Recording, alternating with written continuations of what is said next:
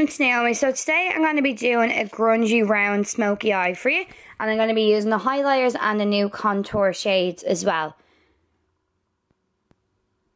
So I'm first going to start off by mixing a few foundations together just to give me that type of feel to my foundation, if that makes sense. So I'm going to be using Duraline to mix in with it and the new HD highlighters, which was 152. And this is just going to give me that little bit extra glow, but it is a powder product, so you have to make sure that you're not making the foundation too powdery because you still want it to be liquidy. So you still want it to be a liquid formula, so it blends into your skin. To prime my eyes, I'm using 95 concealer with my Force. So I always set my eyeshadow just to give me that seamless blend to my shadow.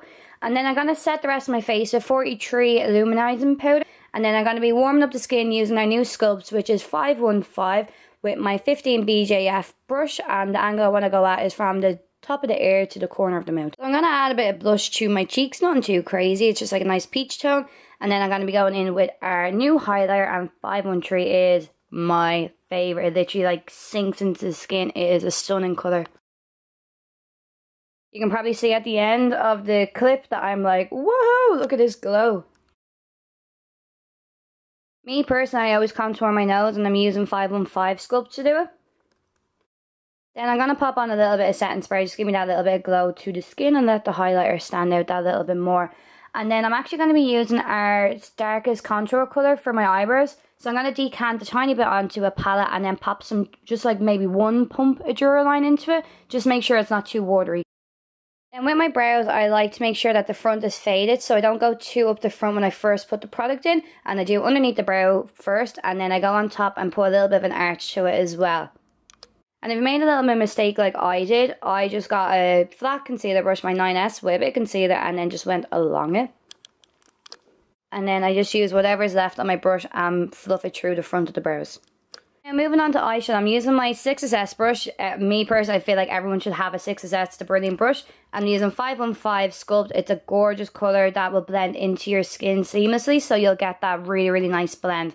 And then I'm going in with 516 Sculpt just to deepen it up a little bit more, but I don't want anything to be too intense because I still want to have that nice blend. As you can probably see, I'm starting from the bottom. The only reason why I'm doing from the bottom is so I know how dark I can be on top. So I'm going to go quite low with my shadows just so I know that it's going to be a nice big round on top of the eye, if that kind of makes sense to you. And this is me after poking myself in the eye, and I'm going to get a leaky eye, but I'm trying my best not to. And I'm just going to smudge out the liner with 63 shadow, and I like my eyes to be very, very smoky underneath. Using the 13P brush for this, it's brilliant. And then after, I'm still using the exact same brush just with a dark brown, and I'm pressing it just right underneath the black just so I don't get too much of a blend, if that makes sense, because I still want the colour to be very, very intense. And then I'm moving on to the top of the eye, and I'm using my 6S brush again with 515. And again, what goes on bottom goes on top. So then I'm going to move on to my 516 shadow, and I'm just swapping brushes. I'm going to use my 19P brush, and then this is going to blend it out. So what I'm doing is I'm just making sure that I do get a nice round eye with this. So I just keep going back and forth, making sure that everything's blended and it's nice and rounded. As you can probably see, that I'm always pressing my shadow at the very corner of the eye and then working whatever's left into the inner corner. But I still want a good amount of shadow in the inner corner because it is going to be a cut crease. So I still want there to be a shadow in the inner corner so you can see the cut. Still using the same Sculpt, I'm going in my 10S just to pack the colour on a little bit more. And then after that, I'm going to go in with my 327, which is like a light brown shade with my same 10S brush. The 327 is just going to deepen up that 516 Sculpt, but nothing too extreme that I can't blend it out. Now after that, I'm going to start doing my cut. Now this is a part that you really need to take your time. So I use Duraline with this. The reason why is because Duraline actually breaks down your shadow because it is a liquid formula. So that's what's going to get rid of all the colour and it's going to really cut it out. And then to put a colour on the eye, I'm going to use 95 under eye concealer, and it's really going to brighten it up. So it's going to be a nice base for when I put my Since I'm using a concealer, it's a little bit more liquidy. So try your best not to take up too much. And then you can probably see at the end, I actually just use my finger just to blend it out. That's why I like using the concealer, because it does blend into the skin very, very easily. So to deepen it a little bit further, I'm going back with my 13P brush with 63 black shadow.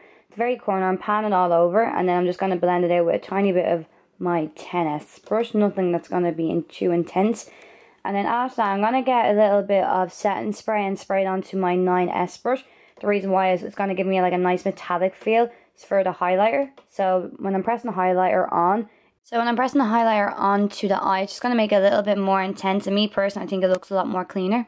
It's just going to intensify the colour that little bit more. And you can see that I'm really packing the colour on because I do want it to stand out. And especially since it's going to be wet, it's going to stand out a tiny bit more.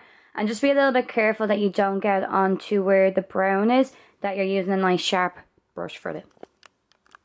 So if you are finding it difficult to get your black shadow really black at the corner of your eyes, this is a great step for you. So what I'm using is a 13p brush, a clean one, with a bit of duraline onto it. And it's just going to dilute the liner into the shadow. You just have to make sure you don't go too high with it because that shadow isn't going to completely blend off.